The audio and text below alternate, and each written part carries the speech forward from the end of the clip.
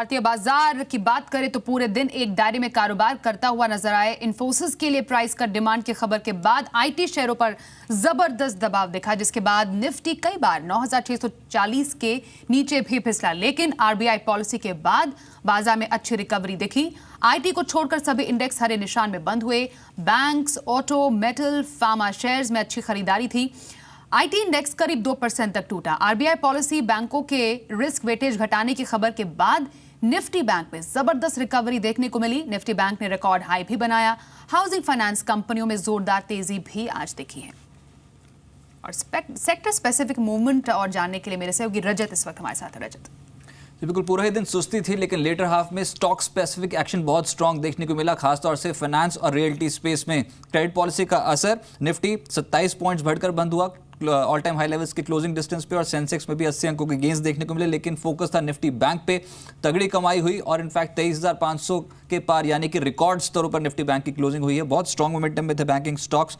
सबसे ज्यादा फोकस में इनफैक्ट निफ्टी के जो कॉन्ट्रीब्यूटर्स थे उसमें ऑरबिंदो फार्मा, रिलायंस, आईसीआईसीआई और आइशर मोटर्स शामिल थे।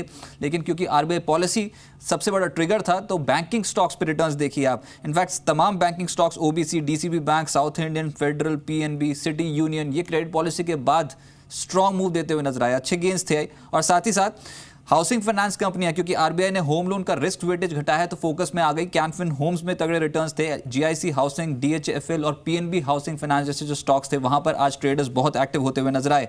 ब्रोकिंग हाउसेस कंपनियों के जो शेयर थे सुबह से ही काफी स्ट्रॉन्ग कमाई करा रहे थे। आईएफएल होल्डिंग्स, एडलवाइस, मोतीलाल और साथ साथ जियोजेट, बीएनपी जैसे स्टॉक्स में आज रिटर्न स्ट्रॉन्ग मिले।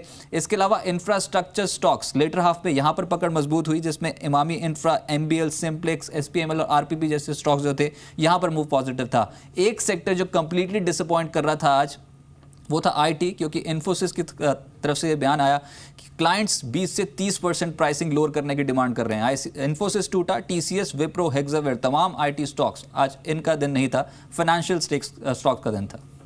Thanks Rajat. इनफैक्ट आईटी कंपनियों की मुश्किलें यहाँ पर खत्म नहीं हो रही हैं। इन्फोसिस की जो आप बात कर रहे थे, उसके क्लाइंट्स ने कंपनी से अपनी सेवाओं को सस्ता करने को कहा है, और जानकारी खुद इन्फोसिस ने ही दी है। इन्फोसिस का कहना है कि उसके क्लाइंट्स ने सर्विसेज प्राइसिंग में 20 से 30% की कटौती करने के लिए कहा। कंपनी का एक कहना है उसके क्लाइंट्स नई टेक्नोलॉजी में निवेश नहीं कर रहे, बल्कि चालू प्रोजेक्ट्स में ही प्राइस कट की डिमांड कर रहे हैं। ऐसे में आईटी कंपनियों के रेवेन्यू ग्रोथ पर जबरदस्त दबाव है। कंपनियों के खर्चों में बढ़ोतरी हो रही है, लेकिन नया निवेश नहीं आ रहा। और ऐसा ही चलता रहा तो अगले 12 से 18 महीने कंपनियों की ग्रोथ सुस्त रहेगी। अगले 2 से 3 साल में जब टेक्नोलॉजी को लेकर मैच्योरिटी बढ़ेगी, तब ग्रोथ 10 से 12% पर लौटेगी।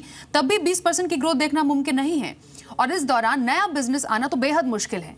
ऐसे में कंपनियों को मजबूरी में ऑटोमेशन में जाना पड़ेगा। और इन्फोसिस ने पश्चिमी देशों में संरक्षणवाद की नीतियों को भी आईटी कंपनियों के लिए नुकसानदेह कहा है।